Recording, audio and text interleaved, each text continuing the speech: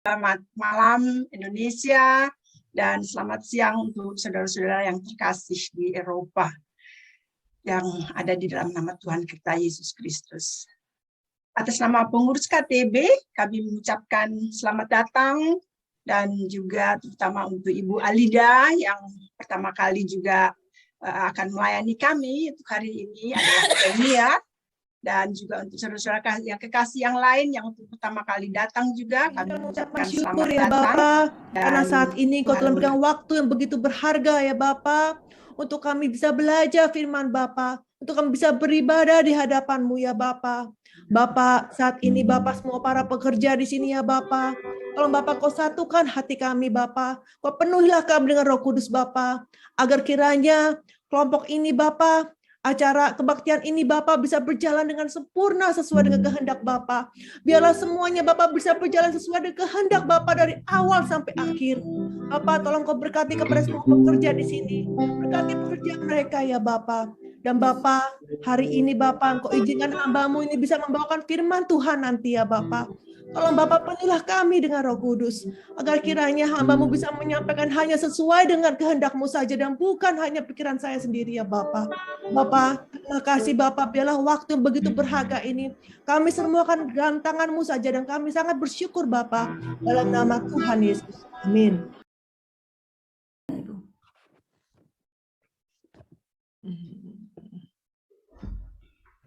Saya tutup dulu.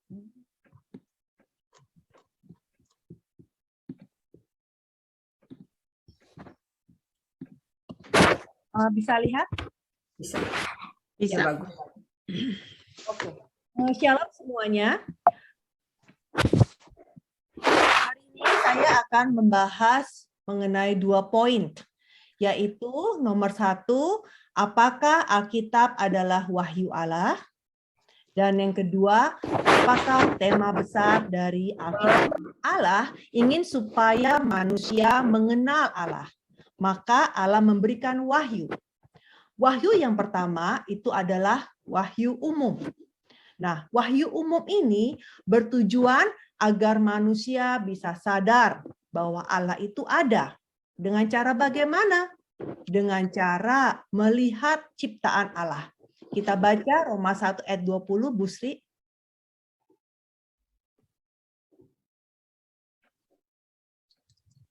Ada yang bisa bantu baca? Maaf, saya di-mute tadi. Maaf. Roma 1 ayat 20. Sebab apa yang tidak nampak daripadanya, yaitu kekuatannya yang kekal dan keilahiannya, dapat nampak kepada pikiran dan karyanya sejak dunia diciptakan, sehingga mereka tidak dapat berdalih. Ya. Jadi dengan melihat karya atau ciptaan Allah, manusia tidak bisa menyangka lagi bahwa tidak ada Allah. Ya, tidak bisa menyangka lagi dengan lewat melihat ciptaannya. Kemudian Allah juga memberikan wahyu khusus. Nah, wahyu ini diberikan kepada hamba-hambanya pada setiap zaman, yaitu firman Allah. Jadi hamba-hamba Allah itu mencatat firman Allah yang nantinya di kemudian hari menjadi Alkitab. Tujuannya apa diberikan wahyu khusus ini? Yaitu supaya manusia mengerti kehendak Allah. Nah, kalau begitu, apa buktinya Alkitab adalah wahyu Allah? Bukti yang pertama adalah Alkitab ditulis oleh dorongan Roh Kudus. Tolong dibacakan. 2 Petrus 1 ayat 20 dan 21. Yang terutama harus kamu ketahui ialah bahwa nubuat-nubuat dalam kitab suci tidak boleh ditafsirkan menurut kehendak sendiri.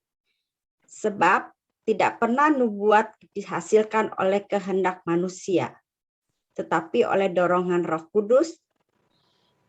Tetapi oleh dorongan Roh Kudus orang-orang berbicara oleh nama Allah. Ya. Karena ini ditulis oleh dorongan Roh Kudus, maka manusia tidak boleh menafsirkannya dengan pikiran sendiri. Ya, jadi kita harus menafsirkan Alkitab dengan memakai ayat-ayat yang ada di Alkitab. Kita baca ayatnya 2 Timotius. 2 Timotius 3 ayat 16. Segala tulisan yang diilhamkan Allah memang bermanfaat untuk mengajar, untuk menyatakan kesalahan, untuk memperbaiki kelakuan, dan untuk mendidik orang dalam kebenaran. Diilhamkan ini dalam bahasa Yunani juga artinya nafas Allah. Ya. Jadi maksudnya tulisannya dibuat dengan nafas Allah. Jadi dengan kata lain yang menulis sebenarnya adalah Allah sendiri. Coba, Musa itu menulis 5 kitab pertama. Musa bisa menulis tentang Adam, Nuh, Abraham, ya, dan tokoh-tokoh lain. Padahal di waktu itu Musa belum lahir. Nah, bagaimana Musa bisa menulis tokoh-tokoh bapak-bapak leluhur dengan sedemikian detil kalau tanpa bimbingan Roh Kudus? Begitu juga dengan Yesaya contohnya. Nabi Yesaya, dia bisa melihat dan bernubuat tentang adegan kayu salib Yesus yang nantinya baru terjadi 700 tahun kemudian. Ya, Yesaya bisa melihat bagaimana itu Yesus itu diinjak-injak punggungnya, ya, diludahin, ditarik-tarik janggutnya, diseret-seret seperti anak domba, ya, ditikam, bahkan dikuburkan di antara penjahat. Itu Yesaya sudah melihat semuanya. Nah, bagaimana mungkin Yesaya bisa melihat yang adegan itu nanti baru terjadi 700 tahun kemudian jika tanpa bimbingan Roh Kudus. Ya. Jadi Alkitab itu bukan buku filsafat. Ya, Alkitab itu adalah firman Tuhan. Penulisnya Alkitab sendiri itu bukan cuma 1 orang, tapi banyak. Ada sekitar 40 orang dengan latar belakang yang berbeda-beda. Seperti penulis Lukas itu dia adalah dokter, ya.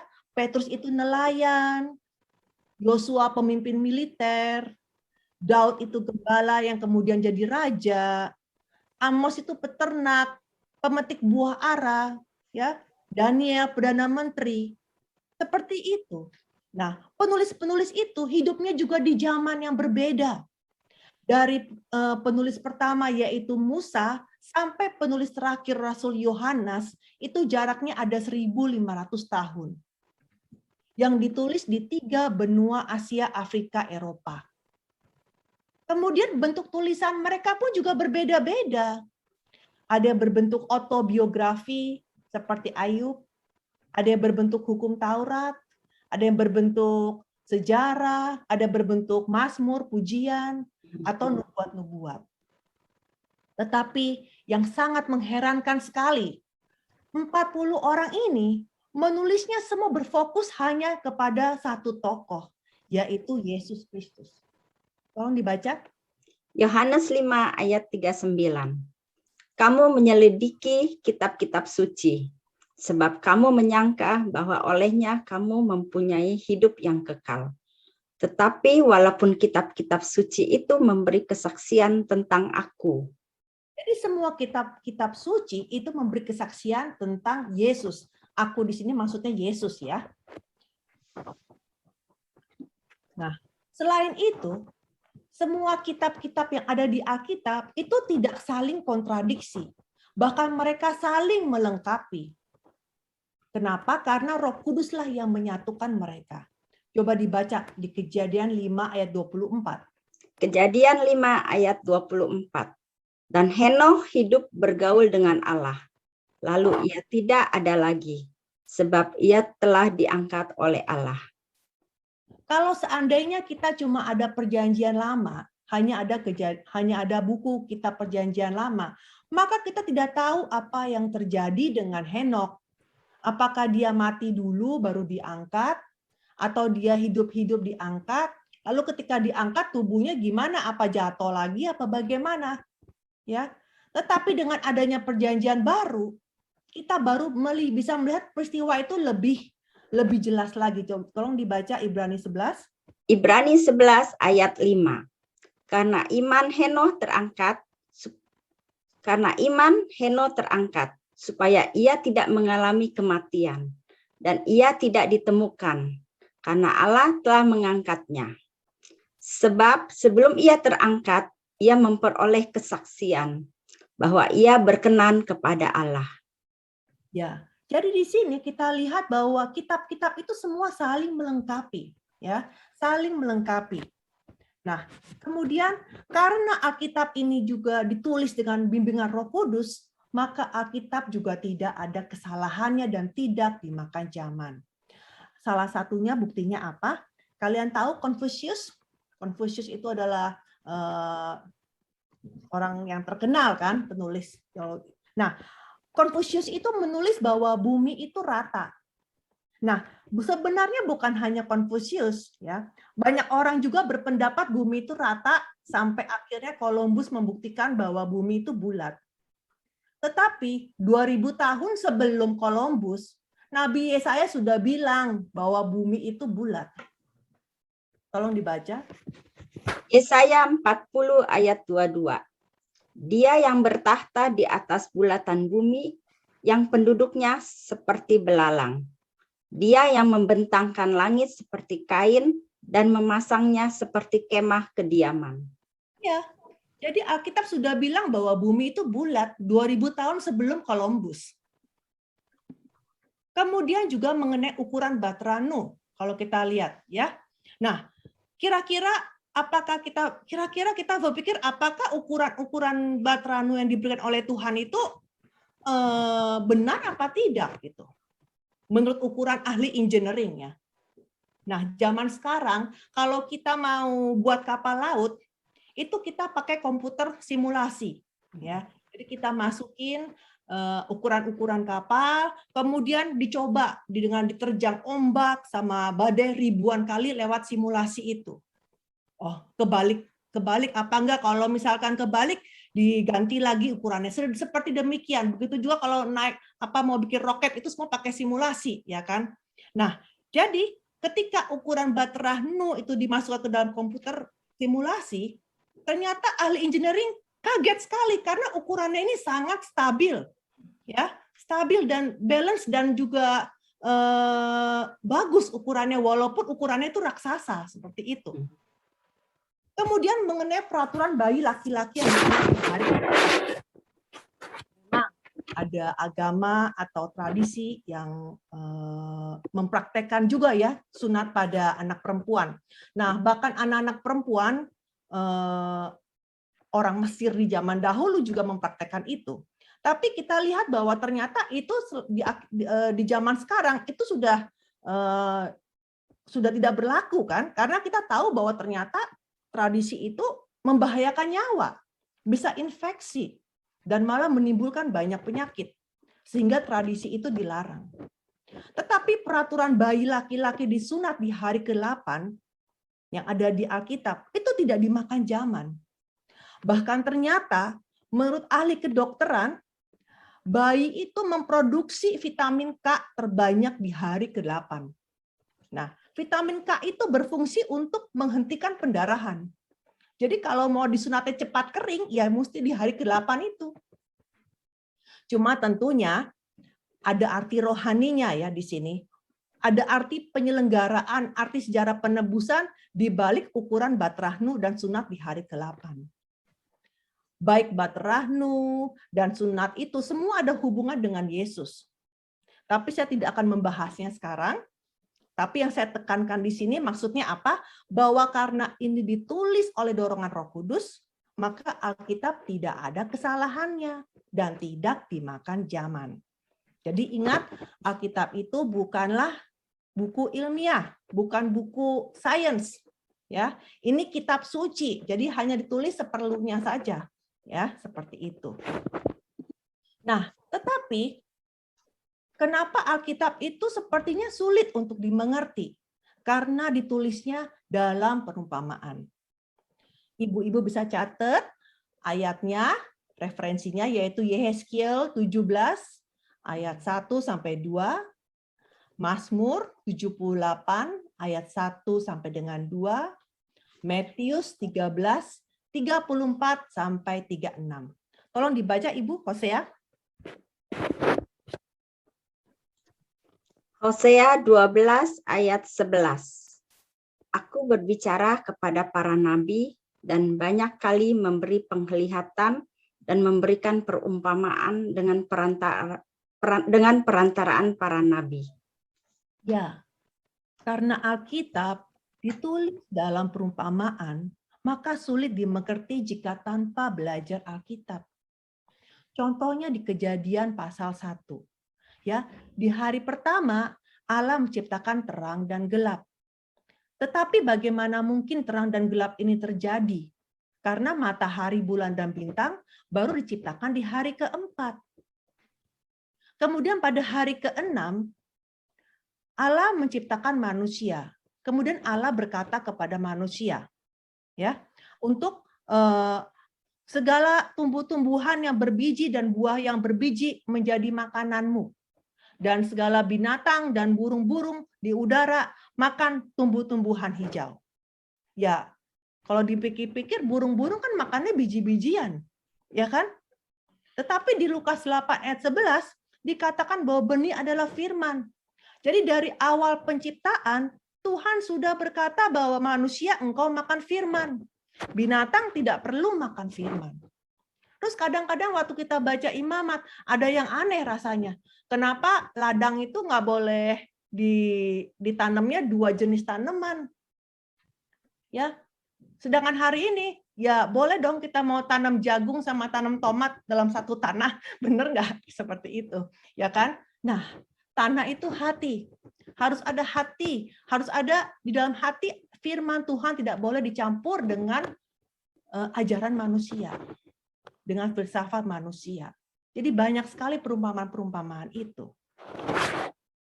Nah, sekarang kan banyak itu. Kalau kita lihat Alkitab itu seperti kamus tebal kan? Ada banyak 66 kitab. Kalau begitu bagaimana kitab-kitab ini bisa disusun sampai menjadi setebal ini? Ya.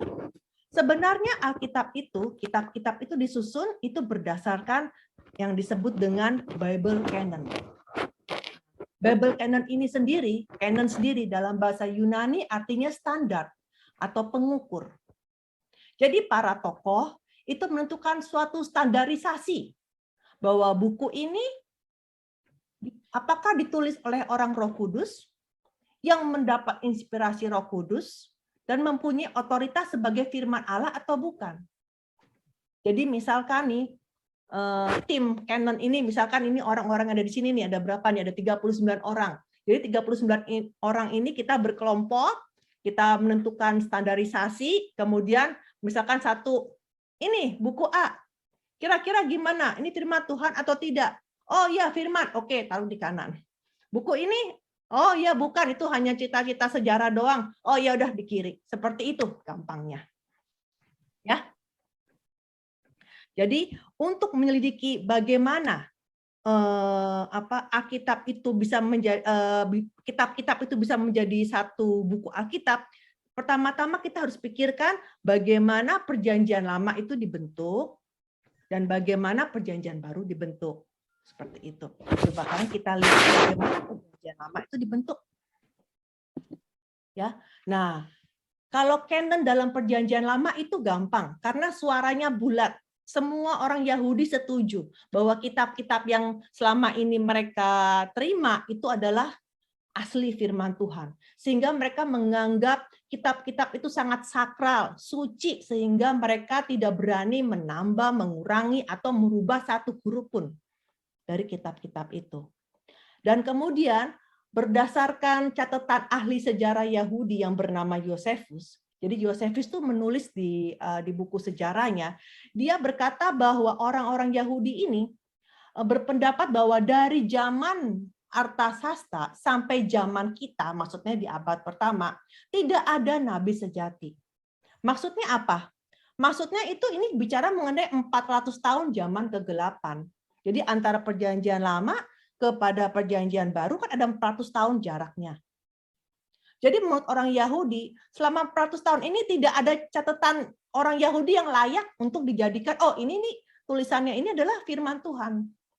Karena itu mereka itu berpendapat bahwa yang terakhir adalah Nabi Malaki. Sisanya itu tidak layak untuk dimasuk ke dalam canon. Nah, Perjanjian Lama sendiri itu ditulis dalam bahasa Ibrani. Ya. Nah, sebenarnya kitab-kitab ini disatukan menjadi satu buku itu di masa 400 tahun zaman kegelapan. Jadi jangan kita bilang, oh di zaman kegelapan itu nggak ada peristiwa yang penting. Ya, itu di-skip saja. Justru di saat itulah Allah sedang bekerja dengan sangat giatnya. Ya, salah satunya adalah menyatukan kitab-kitab ini menjadi Perjanjian Lama. Ya, jadi di sekitar pertengahan abad ketiga sampai abad kedua sebelum Masehi, ya, buku-buku kitab-kitab itu menjadi satu, yaitu buku Perjanjian Lama dalam bahasa Ibrani. Ya, dan kemudian setelah itu sekitar pertengahan abad ketiga sampai abad kedua sebelum Masehi, waktu itu negara adik kuasanya adalah Yunani. Ya, nah karena itu bahasa internasional adalah Yunani. Karena itu maka Perjanjian Lama yang bahasa yang tadinya bahasa Ibrani mau diterjemahkan ke bahasa Yunani. Maka Raja Mesir yang bernama Ptolemy kedua, ya ini Mesir ini adalah negara kekuasaan Yunani ya, saya harus kasih tahu dulu. Ini mengundang orang-orang Yahudi di Yerusalem untuk mengirimkan wakil-wakilnya untuk pergi ke Mesir untuk menerjemahkan Perjanjian Lama ini menjadi bahasa Yunani. Akhirnya dipilihlah 72 orang Yahudi, ya. 72 orang Yahudi ini dibawa ke Mesir untuk menerjemahkan. Nah, karena 72, maka tim ini disebutnya Septuagint, yang artinya 70 orang. Septuagint. Nah, barulah ada yang namanya Perjanjian Lama Septuagint. Ya, jadi inilah Perjanjian Lama yang dipakai oleh Yesus dan juga para rasul. Yang kalau para rasul di Perjanjian Baru, kalau dia lagi mengutipnya pakai Perjanjian Lama Septuagint ini. Nah, dan Perjanjian Lama inilah yang menjadi dasar, Perjanjian Lama Septuagint inilah yang menjadi dasar diterjemahkannya ke bahasa-bahasa lain, ke Jerman, ke Latin, ke Inggris, dan seperti itu.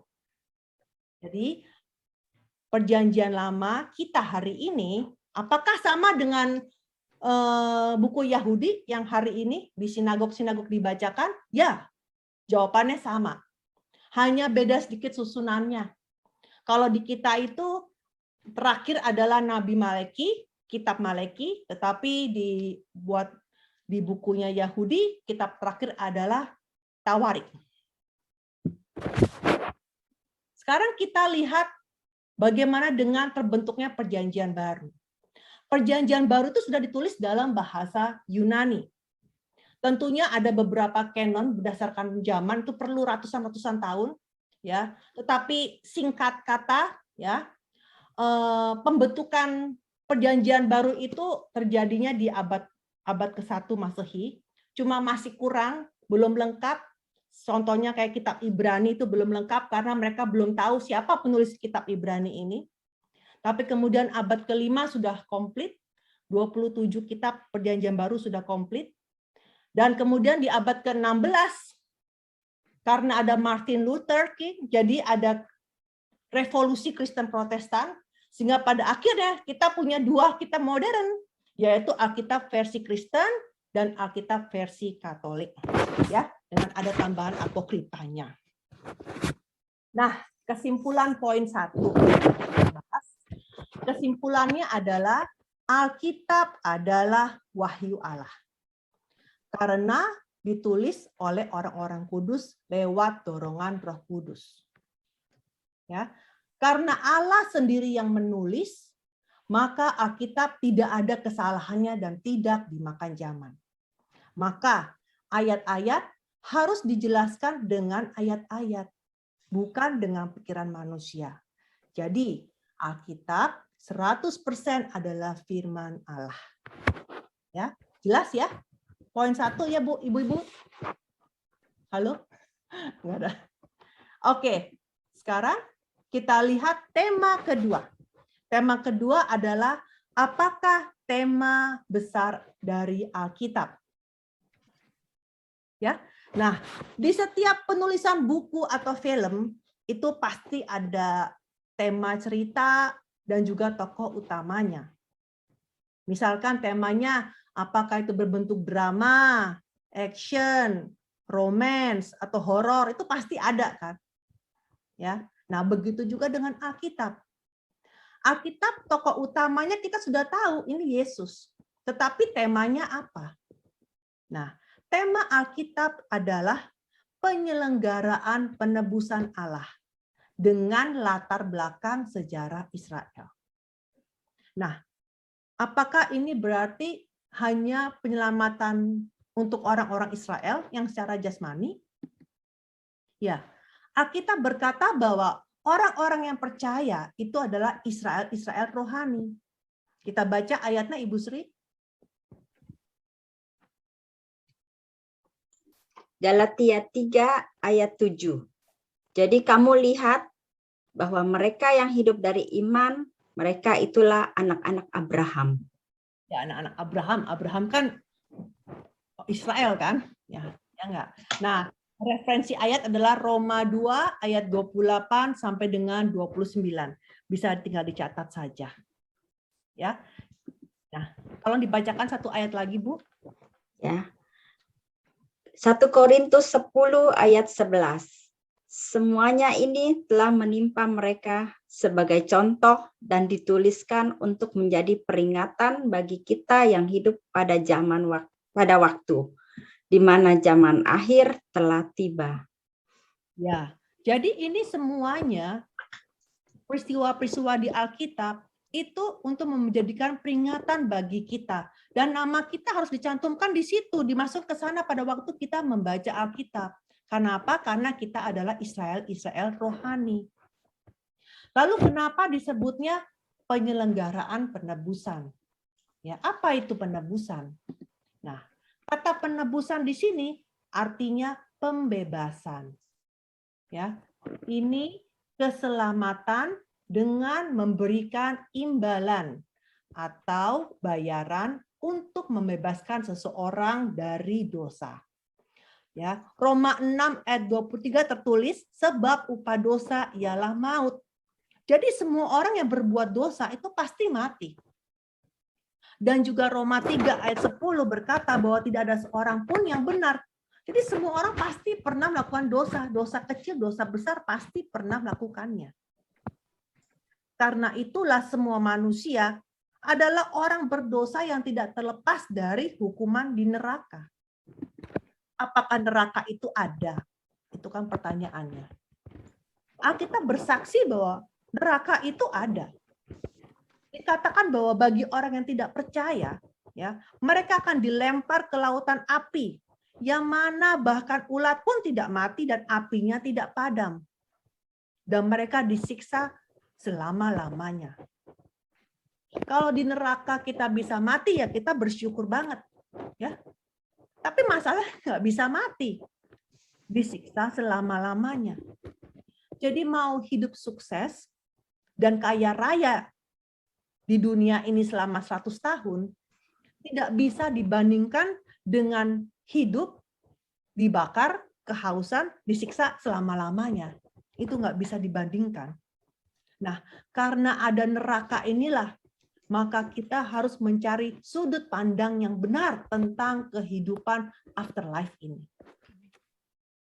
Ya.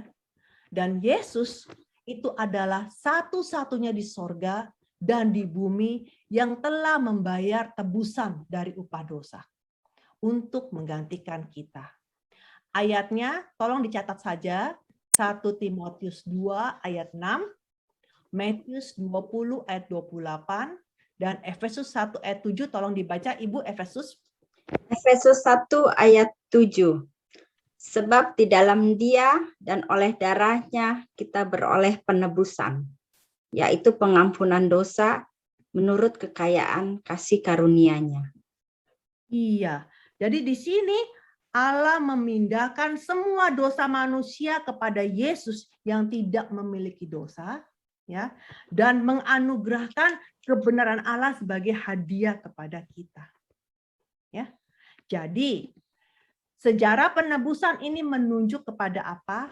Ini menunjuk kepada seluruh sejarah penyelamatan dari Allah atas orang-orang berdosa dengan berpusatkan pada kematian dan kebangkitan Yesus Kristus. Ya, kalau kita nonton film itu pasti ada cerita klimaksnya kan, ada klimaksnya. Nah, di Alkitab itu kalau klimaksnya yaitu adalah cerita peristiwa kematian dan kebangkitan Yesus Kristus. Kalau begitu, apa artinya penyelenggaraan penebusan Allah? Ya. Jadi ini adalah keseluruhan proses dari Allah merencanakan, ini kurang ya, keseluruhan proses Allah merencanakan, mengendalikan, memerintah, mengatur seluruh alam semesta untuk menyelamatkan umatnya. Jadi ini bicara tentang kedaulatan Allah. Ya. Contohnya, kita lihat di sini. Nah, sebelumnya saya mau kasih ini ada apa? Kayak tabel begitu. Kita lihat di sini sebagai supaya gampangnya. Jadi sejarah penebusan itu adalah dasar, ya, dasarnya. Jadi seluruh sejarah dunia ini dibangun di atas sejarah penebusan dari Allah. Ya, dan sejarah dunia itu berjalan paralel dengan sejarah penebusan. Nah, contohnya ini. Coba tolong dibaca Ibu, contohnya Yesaya dan Esra dibaca. Yesaya 43 ayat 13. Akulah yang menggerakkan Kores untuk maksud penyelamatan, dan aku akan meratakan segala jalannya. Dialah yang akan membangun kotaku dan yang akan melepaskan orang-orangku yang ada dalam pembuangan, tanpa bayaran dan tanpa suap. Firman Tuhan semesta alam. Esra 5 ayat 13. Akan tetapi pada tahun pertama zaman Kores, Raja negeri Babel, dikeluarkanlah perintah oleh Raja Kores untuk membangun rumah Allah ini. Ya, maksud ayat ini apa? Jadi pada waktu itu, ya, kerajaan Yehuda itu dihancurkan oleh Babel, dan kemudian rakyat Yehuda itu digotong semuanya, diangkut semuanya ke Babel, sehingga kampung halamannya kosong, tidak ada orang. Nah, kemudian pertanyaannya, kapan orang-orang Israel ini bisa kembali ke kampung halamannya? Nah, Yesaya bernubuat bahwa nanti orang-orang bisa kembali pulang kampung halaman, ya, ketika ada raja yang bernama Kores. Ya. Padahal pada waktu Yesaya bernubuat, Koresnya belum lahir. Ya, dan pada waktu itu negara Persia juga belum jadi negara yang adikuasa, belum jadi negara yang kuat. Dan kemudian di Esra akhirnya terbukti, di Esra ternyata benar ada Kores di tahun pertama zaman Raja Kores, dan dia mengeluarkan perintah supaya orang-orang Israel pulang ke kampung halamannya dan membangun rumah Allah. Seperti itu, ya. Jadi kita lihat di sini, ya. Bahkan orang pun mau jadi raja, itu pun juga Allah yang berdaulat, yang mengatur supaya rencananya, penebusannya bisa berjalan dengan sesuai kehendak Bapa. Coba kita baca. Jadi tolong dibaca. Ayub 12 ayat 23. Dia yang membuat bangsa-bangsa bertumbuh, lalu membinasakannya, dan memperbanyak bangsa-bangsa, lalu menghalau mereka. Baca lagi, Bu. 1 Tawarik 29 ayat 12. Kekayaan dan kemuliaan berasal daripadamu, dan engkaulah yang berkuasa atas segala-galanya. Dalam tanganmulah kekuatan dan kejayaan.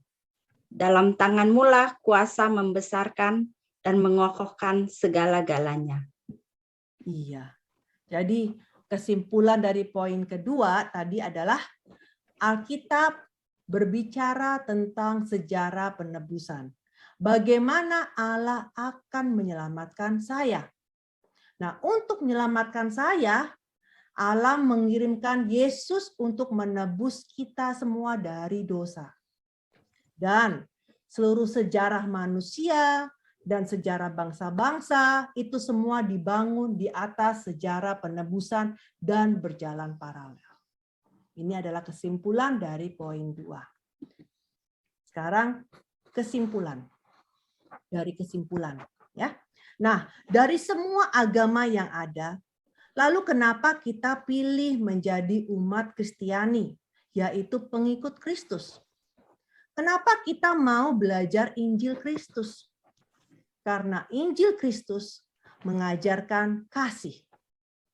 Ini adalah kasih agape. Kasih agape adalah kasih Allah yang tidak berkondisi. Kasih manusia semuanya berkondisi.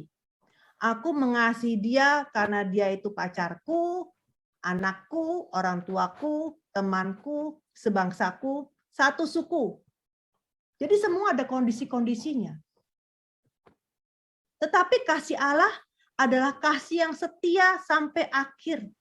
Kasih yang rela berkorban.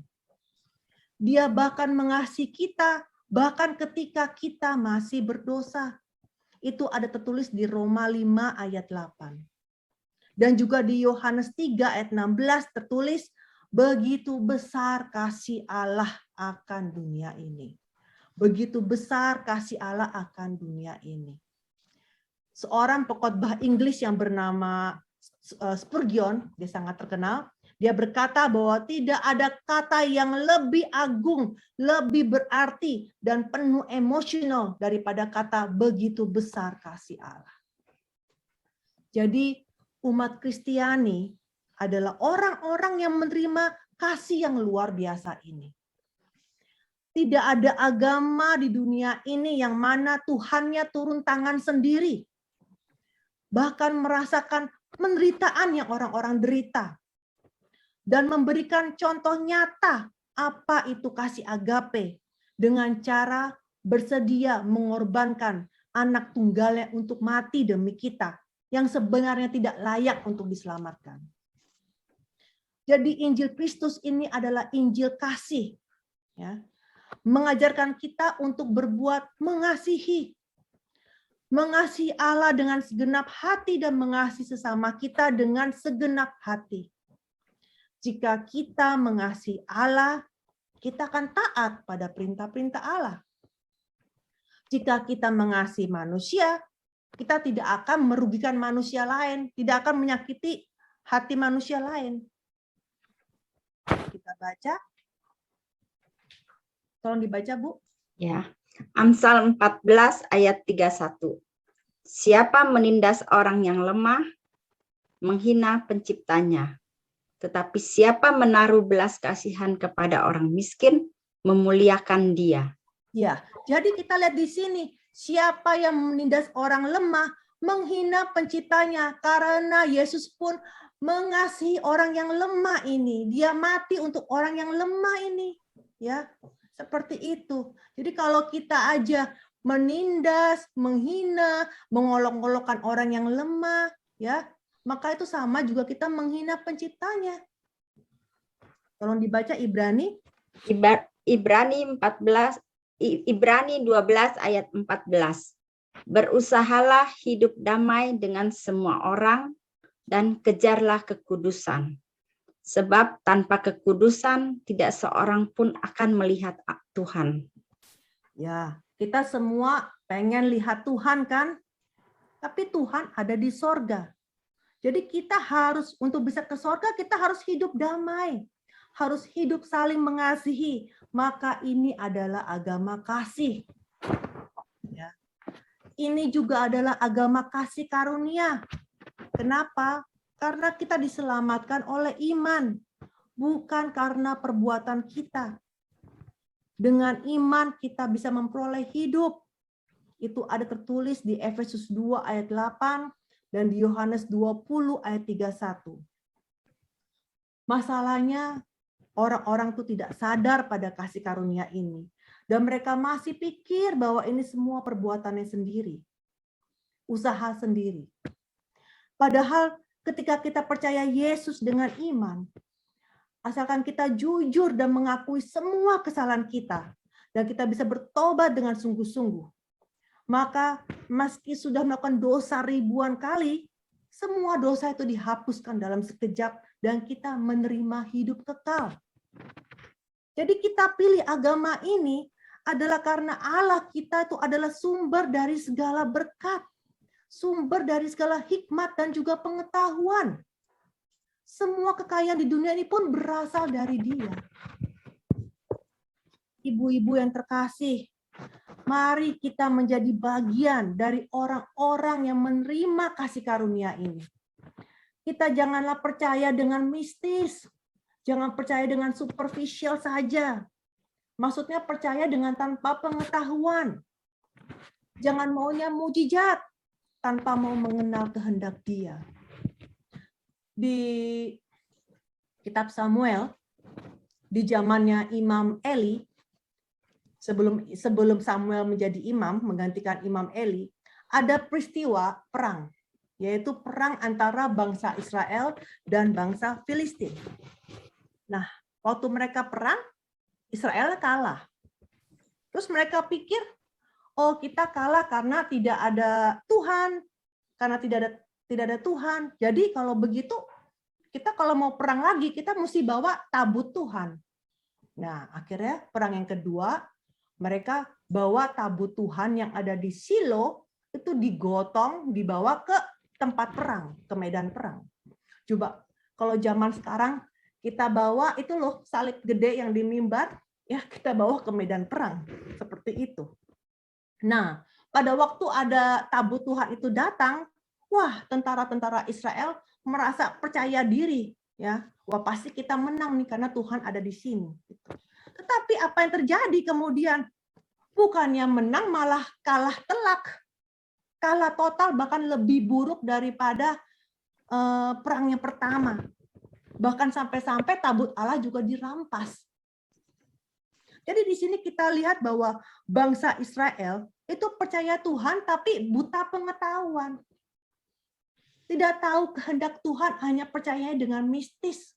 Tolong dibaca. Yesaya 1 ayat 3.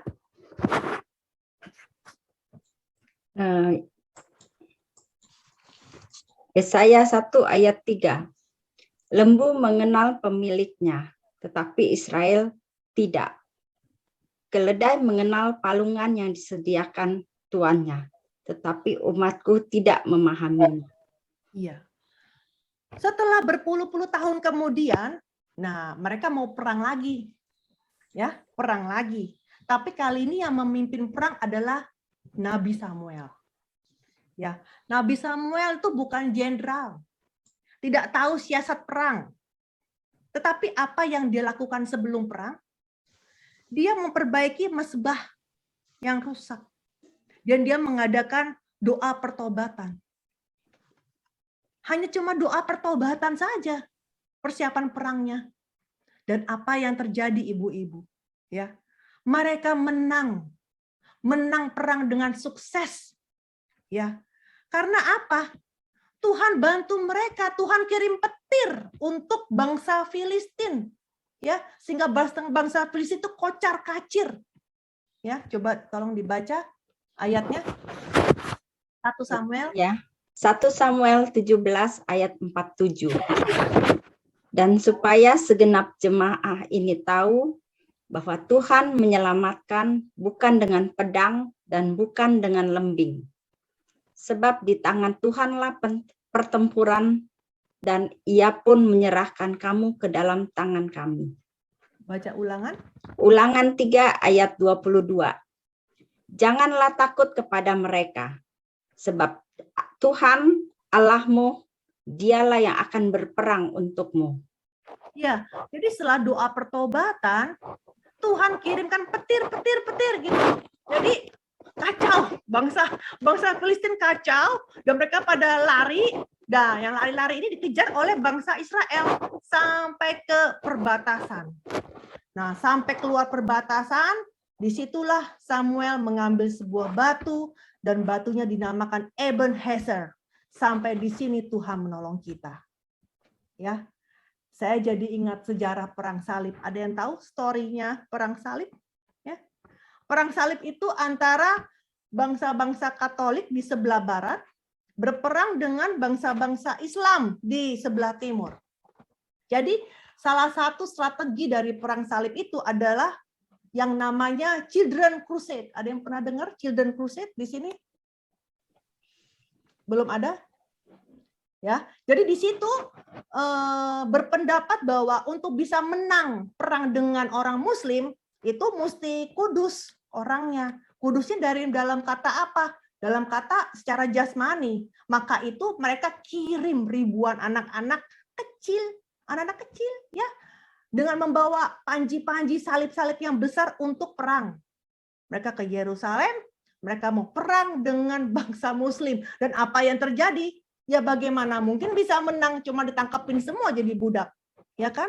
Jadi mereka itu berpikirnya yang salah, tidak memahami kehendak Tuhan, ya.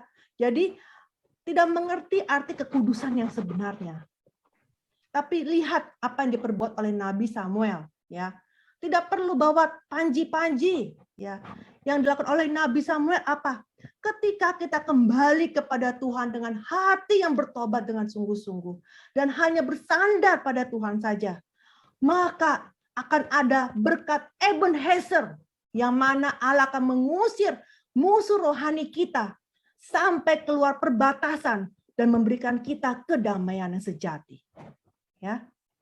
Nah, hari ini kita sudah belajar bahwa dengan merenungkan Alkitab kita bisa mengetahui dengan jelas kebenaran sejarah masa lampau, sekarang dan juga masa depan dunia. Kita bisa menyadari kasih Allah, bisa merasakan keharuan, bisa hidup dengan lebih bersyukur, dan bisa menyadari peran kita di dalam proses sejarah penebusan ini. Saya berdoa agar ibu-ibu di dalam kelompok tumbuh bersama ini bisa menjalani hidup yang menyenangkan hati Bapa dan bisa menghasilkan buah iman dan perbuatan yang baik. Amin. Mari kita berdoa. Allah Bapa, kami sangat bersyukur atas firman-Mu pada hari ini. Engkau telah menyadarkan kami betapa besarnya kasih-Mu yang telah memilih kami untuk menjadi anak-Mu dan menerima kasih yang begitu besar. Bapa, kami mohon ampun atas seluruh dosa-dosa kami, atas ketidakpengertian kami selama ini. Bapa, kami ingin mengenal Engkau dengan lebih dalam, ingin mengenal ajaran-Mu. Kiranya Bapa senantiasa membimbing jalan kami, memegang kami, supaya kami tidak tersesat, dan kami dapat setia sampai akhir. Kami berdoa dan mengucapkan syukur dalam nama Tuhan Yesus. Amin. Jadi kita tadi telah mendengarkan kebenaran firman Tuhan dan kita bersyukur bahwa Tuhan yang penuh anugerah dan kasih yang memberikan kepada kita firman-Nya, dan firman-Nya itu sendiri yang telah menjadi manusia, yang telah menjadi juru selamat bagi kita, yang terus kita juga pada saat kita dipertobatkan atau kita disadarkan bahwa kita memerlukan juru selamat, dan kita percaya kepada Tuhan Yesus sebagai Tuhan dan Juru Selamat kita, tapi kita tidak berhenti sampai di situ. Kita terus belajar kebenaran firman Tuhan, dan biarlah kiranya poin-poin tadi yang disampaikan juga membukakan pengetahuan kita yang mungkin satu dengan lain ada yang masih kurang, dan pada hari ini kita dipenuhi dengan poin-poin yang ada. Dan biarlah kita masing-masing juga tetap semangat dan membuka hati kita yang adalah tanah, ya, yang ditanamkan bibit firman itu di dalam hati kita. Dan ya, tadi temanya Ibu Alida menurut saya bagus sekali, karena sebelum dia masuk dalam penjelasan kejadian gitu, mulai dengan kitab pertama Kejadian, Dia sudah menerangkan dengan Einführung ya. Maksudnya kalau kita tuh biasa Einführung tuh penjelasan untuk mau belajar Alkitab gitu. Jadi dia udah menjelaskan Alkitab itu gimana, Alkitab itu apa gitu. Dan Alkitab itu firman Tuhan, tapi kita kalau orang-orang yang secara yang nggak baca Alkitab juga belajar dari sejarah dan antropologi itu nyangkut banget tuh satu sama lain. Jadi Alkitab itu benar-benar firman buku yang secara fakta itu ada gitu. Jadi